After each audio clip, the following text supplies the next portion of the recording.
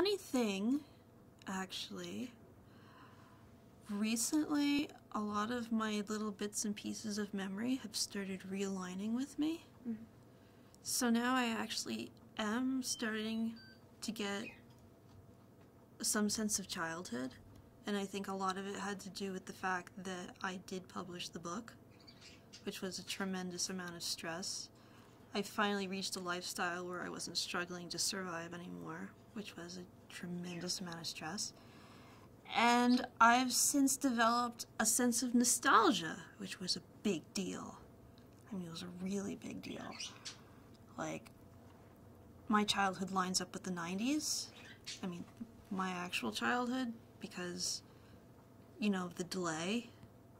So when I was, woke up at 13-ish, it was the mid-90s, and that was my childhood. And now you go on the computer and you go on Imager and whatever, and people are like, look at this, right in the childhood, or it's like, this is from my childhood, and it's all stuff from the 90s, and I'm like, oh my god, that's from my childhood. I have a childhood.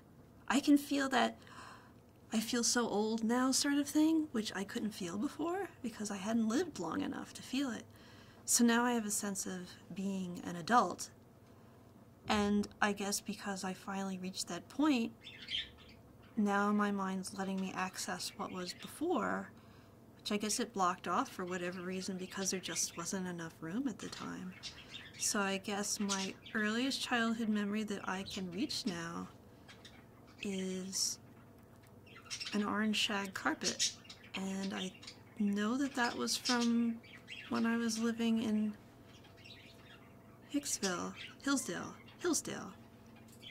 and I was definitely younger than 5 at the time. So it's a pretty early memory, and it does relate back to me, which is really nice. It's still a fragmented childhood, but I do have a sense that I existed before 13 now, which, I mean, really I had a sense that I was a machine for the longest time, because I was just born out of nothing.